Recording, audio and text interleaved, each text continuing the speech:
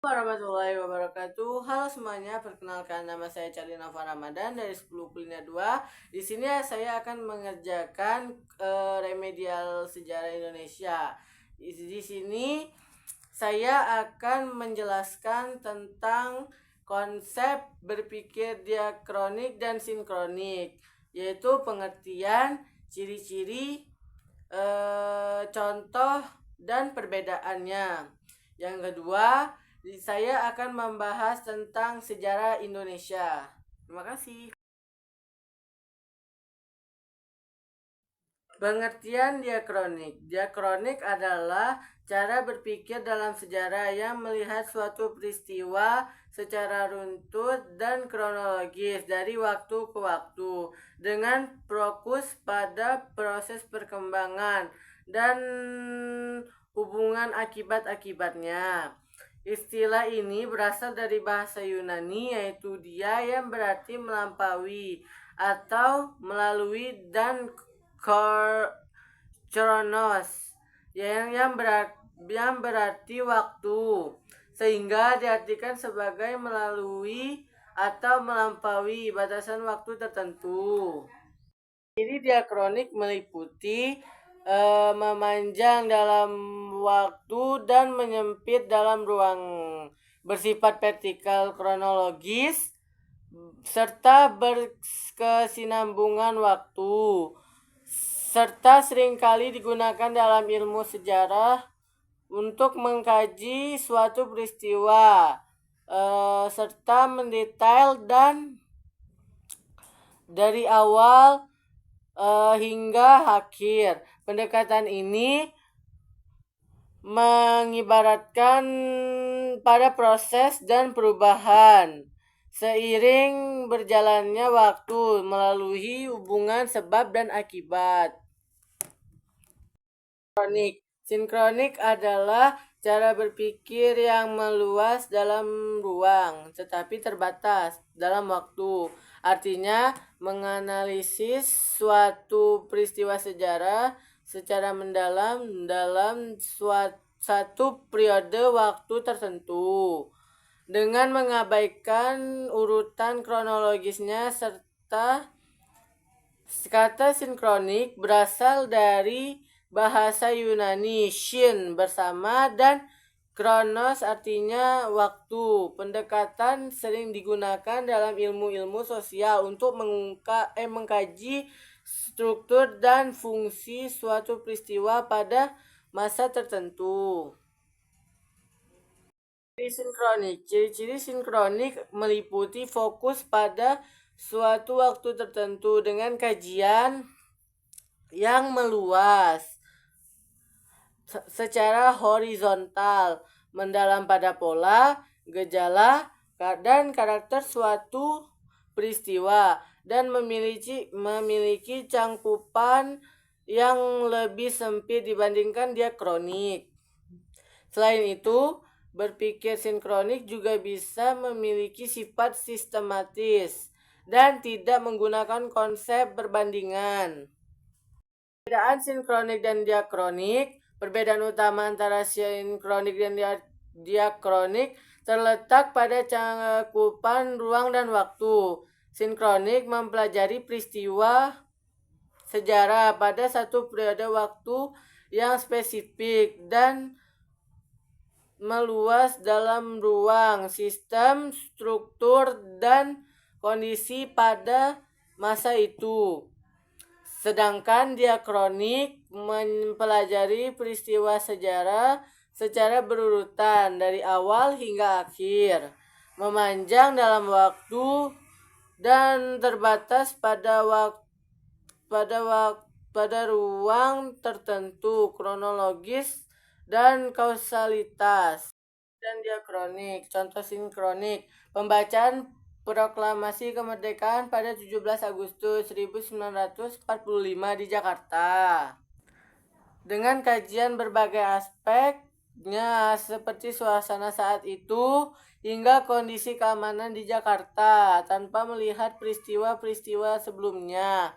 Contoh diakronik, menguraikan suatu peristiwa sejarah secara kronologis seperti kronologi pertempuran Surabaya pada tanggal 27 Oktober sampai 28 November 1945, atau masa tanam paksa pada tahun 1930 sampai 1870, yang memanjang dalam waktu tetapi terbatas dalam ruang. Kerajaan Hindu-Buddha. Kerajaan mencakup periode awal seperti Kutai, Tarumanegara, dan Sriwijaya, lalu berkelanjutan ke kerajaan bercorak Hindu-Buddha seperti Mataram kuno dan Majapahit, yang akhirnya digantikan oleh kerajaan Islam seperti Samudra Pasai, Ternate, dan Demak. Kerajaan Kutai. Kerajaan Kutai adalah kerajaan Hindu tertua di Indonesia yang berpusat di Kalimantan Timur sekitar abad keempat Masehi. Kerajaan ini dikenal dari prasasti Yupa, yang berarti tulisan dalam bahasa Sanskerta dan huruf Pallawa. Raja pertama ini adalah Kudungga atau Kundungga. Kemudian dilanjutkan oleh putranya Asmawarman dan mencapai puncak kejayaan di masa pemerintahan Mulawarman. Yang paling utama adalah Prasasti Yupa, yang merupakan bukti sejarah tertua keberadaan kerajaan Hindu di Nusantara. Selain itu terdapat peninggalan berupa artefak kalung uncal, kalung ciwa, keris bukit, kura-kura emas, dan beberapa arca keagamaan. Tarumanegara. Kerajaan Tarumanegara adalah kerajaan Hindu tertua dan keduanya di Nusantara yang berkuasa di wilayah Jawa Barat dari abad keempat hingga ke-7 Masehi. Didirikannya oleh Jaya Singawarman pada tahun 358 Masehi.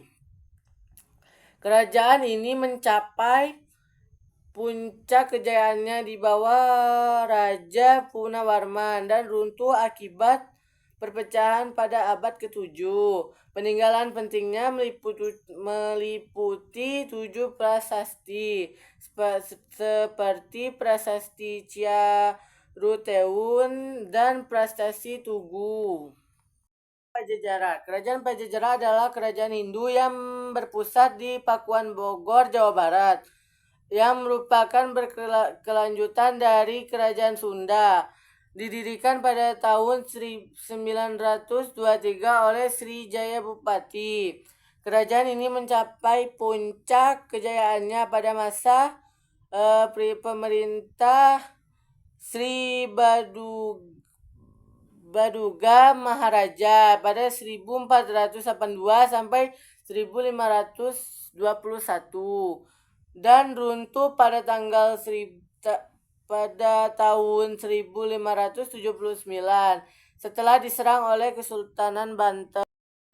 Pajajaran mencakup prasasti seperti batu tulis, Sangkaian Tapak, dan Kawali. Naskah seperti Babat Pajajaran dan cerita Pahyangan, serta artefak seperti senjata, kajang, dan mahkota binokasi. Situs fisik lain yang memiliki kaitan dengan Pajajaran adalah bekas keraton di Bogor, yang kini menjadi lokasi prasasti batu tulis, dan di area yang kini menjadi kebun raya Bogor. Dan Mataram. Kerajaan Mataram kuno atau yang juga dikenal sebagai Kerajaan Medang adalah kerajaan Hindu-Buddha yang berpusat di Jawa Tengah dan pada abad ke-8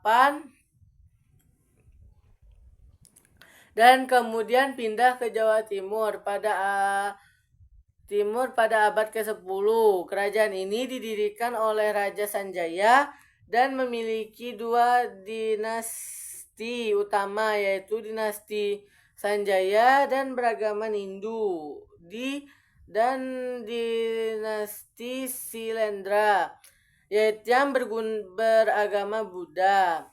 Mataram kuno dikenal dengan peninggalan monumental seperti Candi Borobudur dan Candi Prambanan. Peninggalan Medang Kamulan adalah kerajaan Hindu-Buddha di Jawa Timur yang merupakan kelanjutan dari kerajaan Mataram kuno.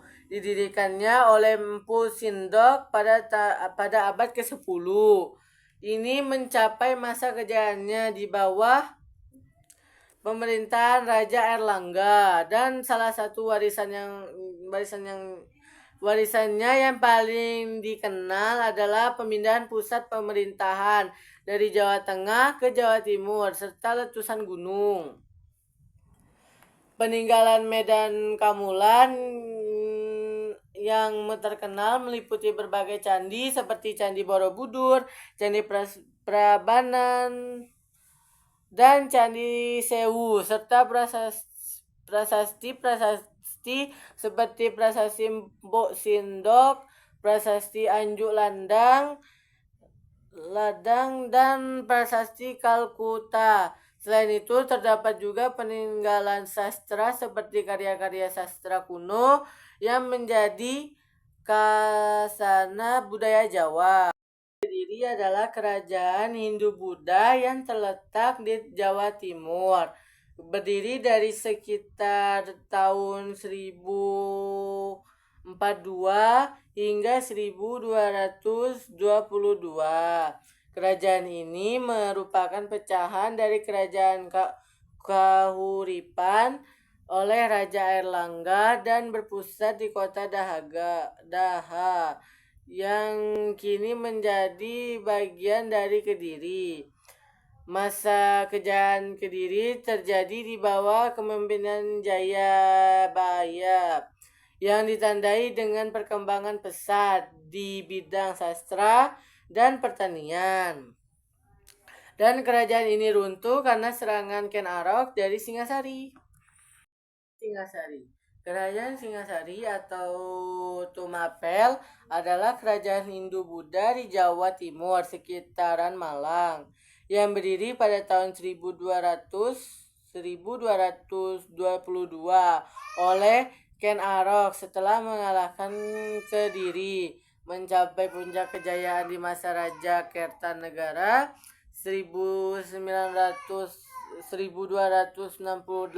sampai 1262 dengan wilayah luas dan perdagangan maju, namun runtuh akibat pemberontakan Jayakatwang dari Kediri, meninggalkan peninggalan seperti Candi Jawi dan Candi Singasari.